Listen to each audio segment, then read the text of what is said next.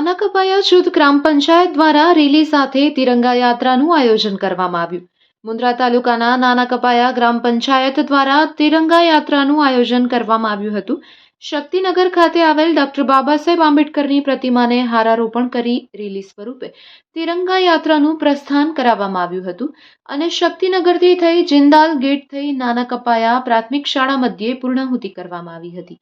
આ પ્રસંગે શિક્ષણ સમિતિના ચેરમેન વિરમભાઈ ગઢવી, નાના કપાયા બોરાણા જૂથ ગ્રામ પંચાયતના સરપંચ જખુભાઈ સોધમ, ઉપસરપંચ પ્રફુલાબા મહાવીરસિંહ ઝાલા, શંકરભાઈ સોધમ, લક્ષ્મણભાઈ ગઢવી, રાજેશભાઈ સોધમ, શકુર સુમરા, મહાવીરસિંહ ઝાલા,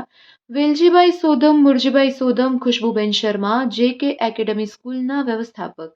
ભાવિકાબેન પંડ્યા, શાળા આચાર્ય જાગૃતિબેન ગઢવી, નાના કપાયા પ્રાથમિક શાળાના આચાર્ય ઓમ પ્રકાશ ગઢવી સાહેબ, શાળાના શિક્ષકગણ તથા વિદ્યાર્થીઓ અને ગ્રામજનો બહોળી સંખ્યામાં આ કાર્યક્રમમાં જોડાયા હતા।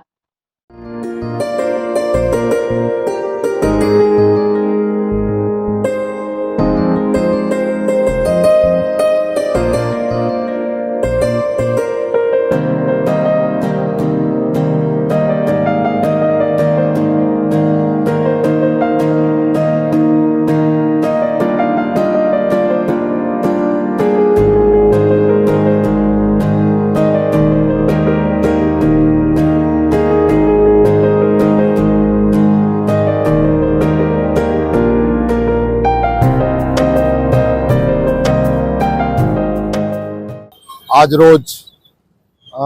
આજે આપણે અહીંયા બાબા સાહેબ આંબેડકરના પ્રતિમા કને ઊભા છીએ અને એનો આજનો કાર્યક્રમ છે ઘર ઘર તિરંગા। તિરંગા યાત્રા અનુરૂપે આજે નાના કપાયા ગ્રામ પંચાયત તરફથી આ યાત્રાનો કાર્યક્રમ રાખવામાં આવ્યું છે અને એનો ઉદ્દેશ એક જ છે કે દેશમાં દેશભક્તિ અને આપણા બંધારણના ઘડવૈયા બાબા સાહેબ આંબેડકર જે રીતે ભારતને આઝાદ કરાવ્યું અને એના પછી જે આઝાદી હોય આપણા દેશમાં તિરંગાની શું શાન બાન અને આનથી એની વ્યવસ્થિતસર બધા નાગરિકોને એની જાણ થાય અને આપણી આઝાદી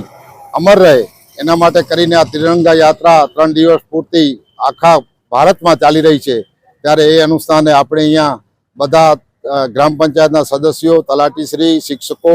અને તમામ ક્ષેત્રના વહીવટી તંત્ર પણ સાથે છે અને એ રીતે આપણે આ કાર્યક્રમ કરી રહ્યા છીએ।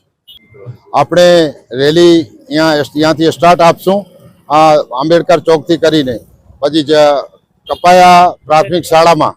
અહીંયાથી જિંદાલ થઈ જિંદાલ પછી કપાયા શાળામાં એમની પૂર્ણાહુતિ કરવામાં આવશે। નમસ્તે, મારું નામ સોધમ બચુભાઈ, નાના કપાયા બોરાણા જૂથ ગ્રામ પંચાયત અત્રેથી પધારેલ વિરમભાઈ ગઢવી, શિક્ષણ સમિતિના ચેરમેન, આપણે નાના કપાયા બોરાણા ગ્રામ પંચાયતના સદસ્યશ્રી અને બહોળી સંખ્યામાં ગ્રામજનો અહીં ઉપસ્થિત છે, તો ગ્રામજનો અને બધાનું હાર્દિક સ્વાગત કરું છું।